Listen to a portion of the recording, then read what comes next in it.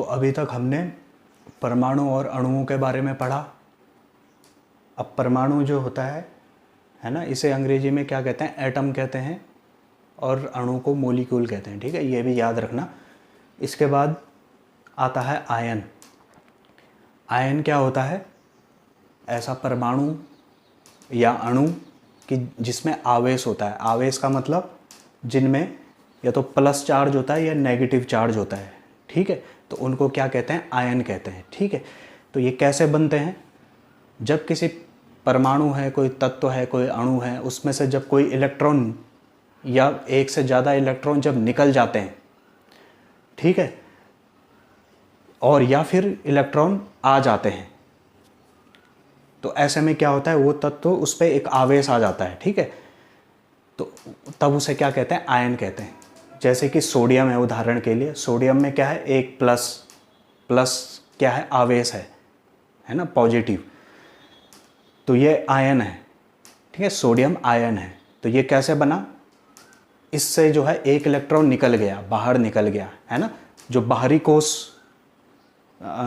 कोश जो होता है, उससे जब इलेक्ट्रॉन निकल गया तो ये क्या बन गया? पॉजिटिव आयन ये बन गया। ठीक है, अब परमाणु की संरचना जब हम आगे पाठ में पढ़ाएंगे तो उसमें समझाएंगे कि कैसे इसमें होता है ये। ठीक है, तो अभी फ़िलहाल के लिए इतना ही इसमें समझना है कि जब किसी परमाणु या अणु में कोई इलेक्ट्रॉन आ जाता है ना, या चला जाता है, तो उस पर आवेश आ जाता है। ठीक है, और वो आयन बन जाता है। तो जब कोई इलेक्ट्रॉन जाता है तो पॉजिटिव का साइन उसके ऊपर लगता है, और जब कोई इलेक्ट्रॉन आता है, ठीक है, जब कोई इलेक्ट्रॉन किसी परमाणु में आता है तो उसमें नेगेटिव का साइन लगता है। ठीक है, पॉजिटिव वाले को कैटायन बोलते हैं, ऐसे आयनों को कैटायन बोलते हैं जिनमें प्लस चार्ज होता है। दूसरे को एनायन बोलते हैं। ठीक है, जिनमें नेगेटिव चार्ज यानी कि नेगेटिव ऋणात्मक आवेश होता है। ठीक है, आयन भी दो तरह के होते हैं। एक परमाणु आयन होते हैं, ठीक है, जिनमें क्या है? एक ही परमाणु, जैसे इन सब में आप देख रहे होंगे एक परमाणु है। ठीक है, सोडियम, क्लोरीन, ठीक है, और आयरन, एल्यूमिनियम। दूसरे होते हैं बहुपरमाणु आयन।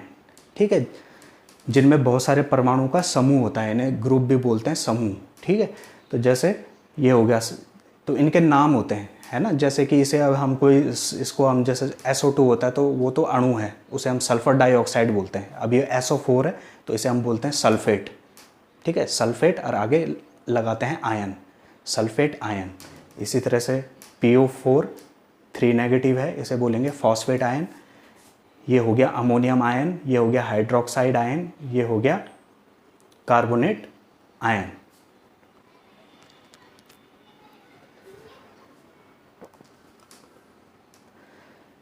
तो इसके बाद जो है, अब जितने जितने इलेक्ट्रॉन निकलते हैं, ठीक है, परमाणु से जितने इलेक्ट्रॉन निकलते हैं तो उतने ही उस पर आवेश आते हैं। जैसे कि यहाँ पे 2 नेगेटिव है। 2 नेगेटिव का मतलब है कि दो इलेक्ट्रॉन इसमें आए हैं।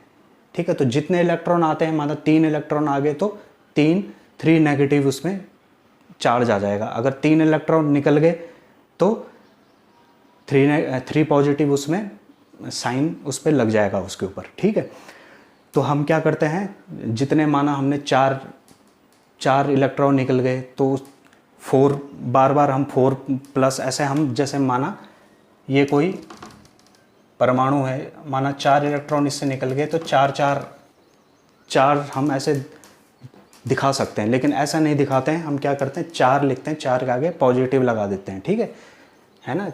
इतने ज़्यादा लिखने की बजाय हम क्या करेंगे, 4 पॉजिटिव इस तरह से लगा देते हैं। ठीक है, तो ये होता है इसमें। अब इसके आगे देखो,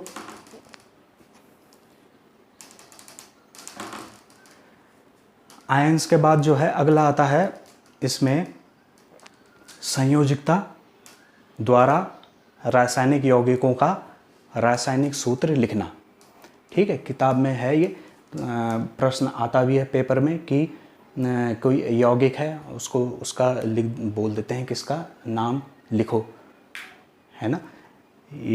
तो या फिर कोई नाम दे देते हैं और बोलते हैं इसका इससे यौगिक बनाऊं तो हम कैसे उसे बनाते हैं, कैसे लिखते हैं रासायनिक सूत्रों को, जो यौगिक जो होते हैं उनके रासायनिक सूत्रों को हम कैसे लिखते हैं। तो उनका एक तरीका होता है संयोजकता के द्वारा। हम अगर हमें उनकी संयोजकता पता हो तो हम लिख सकते हैं, ठीक है। तो संयोजकता क्या होती है? किसी भी परमाणु, ठीक है, किसी भी परमाणु किसी भी परमाणु की संयोजन करने की किसी दूसरे तत्व के परमाणु से संयोजन करनी है, किसी और परमाणु से अपने जैसे उसके संयोजन करने की जो क्षमता होती है उसे संयोजकता कहते हैं, ठीक है। तो संयोजकता में इसमें हर एक परमाणु तत्वों की संयोजकता अलग अलग होती है, तो ये इसमें दे रखे हैं, ठीक है। तो ये याद करनी है, ठीक है। तो जितने इन पे साइन लगे हैं ये सब इनकी क्या है? संयोजकताएं हैं, ठीक है। जितने इन पे चार्ज आवेश लगे हुए हैं ये सब इनकी क्या है? संयोजकताएं हैं। तो संयोजकता के बारे में जो है ये अगले पार्ट में हम जो है अच्छे से इसे समझेंगे। अभी इस पार्ट में सिर्फ इतना तुम्हें एक इसमें टेबल, एक सारणी दी हुई है किताब में, है ना, उसमें देख लेना, मैं भेज दूंगा अलग से उसकी फ़ोटो खींच के। तो उसको याद कर लेना क्योंकि वो काम आता है, उनको भी तुम याद कर लेना। अब इसमें हम देखते हैं आगे संयोजकता द्वारा रासायनिक यौगिकों का रासायनिक सूत्र कैसे लिखते हैं इसमें, ठीक है। तो संयोजकता के द्वारा पहले इसमें एक चीज़ और है पहले बताने के लिए कि सबसे पहले जो होती हैं किसी भी यौगिक में वो धातुओं को पहले लिखा जाता है और अधातुओं को बाद में लिखा जाता है। जैसे कि ये है Cl है, ये क्या है? अधातु है, ठीक है। तो इसको हम क्या करेंगे? बाद में लिखेंगे। और Mg क्या है? धातु है, तो मैग्नीशियम को पहले लिखते हैं, है ना, और क्लोरीन को बाद में लिखते हैं, ठीक है ना। इसी तरह से जैसे कि सोडियम है, सोडियम क्लोराइड है, सोडियम क्लोराइड में Na क्या है? धातु है, क्लोरीन अधातु है, तो हम क्या करते हैं? NaCl लिखते हैं, सोडियम क्लोराइड का फॉर्मूला, ठीक है ना। ऐसा नहीं लिखते हैं कि ClNa, ठीक है। या फिर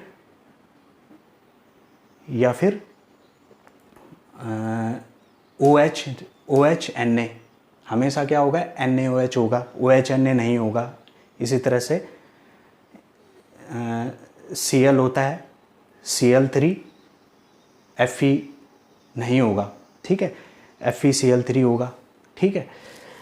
तो ये है नियम। अब एक दूसरा नियम क्या है? देखो संयोजकता में क्या है, इसमें क्या है? प्लस। इसमें एक ही चार्ज है, एक ही चार्ज जब होता है तो तब एक प्लस लिखते हैं, एक अगर नेगेटिव चार्ज है तब उसमें लिखते हैं -1, है ना। और अगर ज़्यादा होते हैं तो तब उनके आगे नंबर लग जाता है। इसमें क्या है? एक है, ये एक है, चार्ज है, ठीक है। तो क्या करते हैं जब ये दोनों मिलेंगे आपस में तो जो चार्ज होते हैं वो इनके आगे लग जाते हैं। जैसे कि 2 है, वो 2 जो है इसके आगे लग जाएगा और ये पॉजिटिव जो है वो इसके आगे लग जाएगा। तो ये क्या बन जाएगा? तो देखो 2 है, H के आगे लगा तो ये 2 हो गया।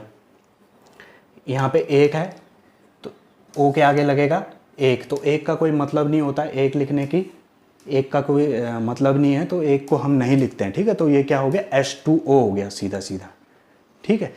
तो ये पानी का क्या बन गया? रासायनिक सूत्र बन गया, ठीक है। अब इसमें आगे देखेंगे हम MgCl2 है जैसे, है ना। कैसे बनेगा? मैग्नीशियम क्लोराइड को बनाएंगे, कैसे बनाएंगे? देखो इसके आगे 2 है, मैंने बताया था ये कहाँ जाएगा? ये आगे जाएगा ऐसे Cl के, और ये जो नेगेटिव है ये कहाँ आएगा? Mg के आगे आएगा। तो क्या हो जाएगा? एक नेगेटिव है तो 1 लग जाएगा, तो 1 का कोई मतलब नहीं है, तो उसे लिखने की ज़रूरत नहीं है, ठीक है। Cl2 है, यहाँ पे 2 है, 2 इसके आगे लगेगा तो ये ऐसा हो जाएगा MgCl2, मैग्नीशियम क्लोराइड, तो इसे बोलेंगे मैग्नीशियम क्लोराइड। इसी तरह से ये है सोडियम हाइड्रोक्साइड को बनाना है हमें, तो कैसे बनाएंगे? Na, अब इसमें एक पॉजिटिव है, ये इसके आगे लगेगा और ये एक नेगेटिव इसके आगे लगेगा, तो क्योंकि एक लगेगा तो एक का तो कोई मतलब नहीं है ना। अगर हम लिख भी लें ऐसे, है ना, तो इसका मतलब क्या है? इसका मतलब यही है, ठीक है, तो सीधा सीधा क्या हो जाएगा, NaOH, सोडियम हाइड्रोक्साइड का रासायनिक सूत्र। इसी तरह से इसमें देखते हैं इसमें क्या होगा।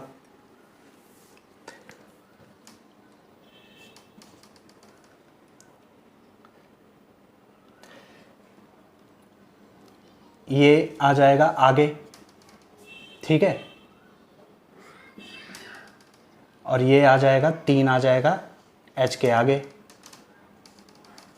3 PO4, ठीक है, 1 का कोई मतलब नहीं है तो नहीं लिखा, ठीक है। तो इस तरह से हमें क्या बनाने हैं, रासायनिक सूत्र बनाने, ठीक है। अच्छा, अब इसमें कुछ अलग तरह के, कुछ दूसरे तरह के भी होते हैं जिनमें थोड़ा कन्फ्यूजन हो सकता है, जैसे कि ये है Ca, तो Ca इसमें एक नेगेटिव होता है, ठीक है, OH, ठीक है, हाइड्रोक्सिल आयन। तो इसमें देखो इसमें क्या है, नेगेटिव है, नेगेटिव कहाँ जाएगा, Ca के आगे लगेगा, 1 हो गया, ये 2 अब इसके आगे जाएगा तो क्या हो जाएगा, 2, ठीक है, ऐसे हो जाएगा। लेकिन यहाँ पे एक चीज़ ध्यान रखने वाली बात है कि देखो अगर जब हमने 2 लगाया तो ये 2 का मतलब ये है कि ये सिर्फ H का है। जब भी हम किसी ऐसे यौगिक में जब हम लगाते हैं तो उसका मतलब ये होता है वो सिर्फ उसी परमाणु का है। जैसे कि यहाँ पे है NH4, तो H4 है, ठीक है, ये 4 N नहीं है, नाइट्रोजन सिर्फ 1 है, हाइड्रोजन कितने हैं, 4 हैं। इसी तरह से इसमें ऑक्सीजन 4 हैं, फास्फेट 1 है, ठीक है, इसमें ऑक्सीजन 3 है, ये कार्बन कितना है, 1 है। इसी तरह से यहाँ पे कितना हो गया, हाइड्रोजन 2 हो गए, ऑक्सीजन 1 है, जबकि ऐसा नहीं है, है ना, ये 2 जो लगा है ये इन दोनों का है, ठीक है, इन दोनों का है। तो हम क्या करेंगे अब, यानी कि ऑक्सीजन भी 2 हैं और हाइड्रोजन भी 2 हैं, है ना, तो इसको यहाँ पे नहीं लगाएंगे। अब इसको आगे भी नहीं लगा सकते हैं क्योंकि आगे नहीं लगाते हैं, ठीक है, आगे नहीं लगाते हैं, हम कहाँ लगाएंगे, लगाते नीचे ही हैं, ठीक है। तो हम क्या करेंगे, एक कोष्टक लगा देते हैं, ठीक है। अब इसका क्या मतलब है, इस कोष्टक के अंदर जितने भी परमाणु हैं वो सब क्या हैं, दुगने हैं। जितना यहाँ पे जितना नंबर होगा, अगर 3 होता तो इसका मतलब 3 ऑक्सीजन है 3 हाइड्रोजन है, 4 होता तो 4 ऑक्सीजन है 4 हाइड्रोजन है, यहाँ पे 2 है तो इसका मतलब 2 ऑक्सीजन है और 2 हाइड्रोजन है, ठीक है। तो इस तरह से इन सवालों में, इस तरह के सवालों में क्या होगा, इस तरह का कोष्टक आएगा। अब ये क्या बन गया, कैल्शियम हाइड्रोक्साइड, ठीक है, कैल्शियम हाइड्रोक्साइड का फॉर्मूला है ये। इसके बाद अब आता है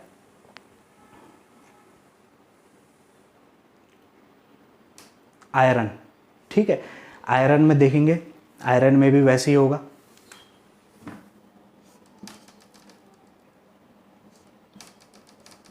ठीक है, 2 उधर चल जाएगा, पहले इसका आएगा, 1 इधर आएगा, ठीक है, 2 उधर जाएगा तो ये हो गया FeCl2, ठीक है।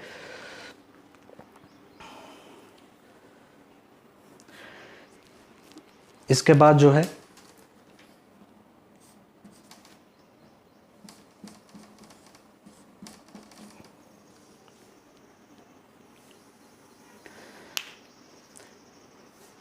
इसके बाद ये हो गया FeCl3, तो ठीक है, तो दोनों अलग अलग हैं। अब यहाँ पे देखो, यहाँ पे क्या है, इसकी संयोजकता 2 है, इसकी संयोजकता 3 है। तो कभी कभी क्या होता है, आयरन कुछ तत्व होते हैं, कुछ परमाणु होते हैं जो क्या करते हैं, अलग अलग संयोजकता प्रदर्शित करते हैं, ठीक है। तो इस तरह से यहाँ पे क्या अलग अलग ये क्या बन गए, यौगिक बन गए, ठीक है। इसके बाद एक अगला है, तो इसमें जो है ये 2 जो हैं अलग अलग हैं, ठीक है, अलग अलग कैसे हैं, देखो इसे बोलते हैं हम फेरस क्लोराइड, और इसे बोलेंगे फेरिक क्लोराइड, ठीक है। तो ये दोनों क्या है, अलग अलग हैं, ठीक है। इनको हम दूसरे तरह से भी बोल सकते हैं, जैसे कि आयरन, और जितनी इसकी संयोजकता है वो ऐसे ब्रैकेट में लिख के एक ही नाम हम इन्हें दे देते हैं, ठीक है। आयरन क्लोराइड और ये भी आयरन क्लोराइड, संयोजकता 3। तो किताब में ऐसे जहाँ पे लिखा होगा उसका यही मतलब होता है, किताब में जो कुछ लिखा ऐसा लिखा रहता है तो उनका यही मतलब होता है, ठीक है।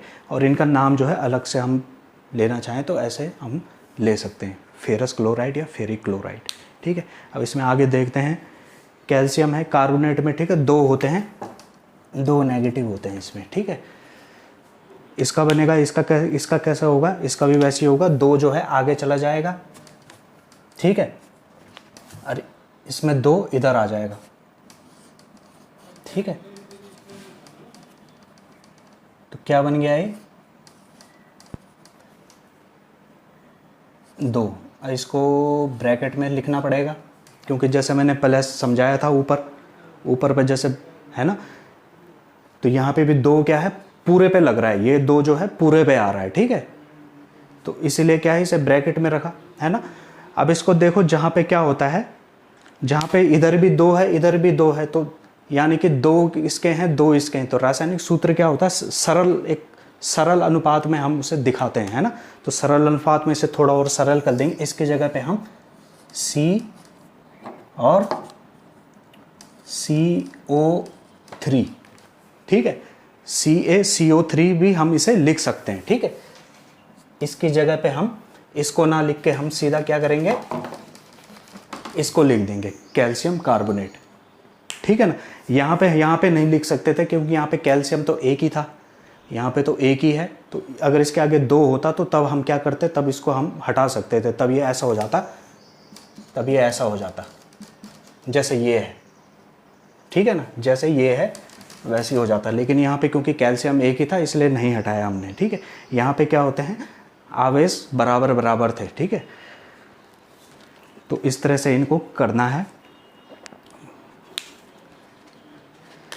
तो अब आशा है कि ये समझ में आ गया होगा, बाकी इसको प्रैक्टिस के लिए, ये घर के लिए मैंने कुछ दिए हैं, ये होमवर्क है, ठीक है। ये HW है,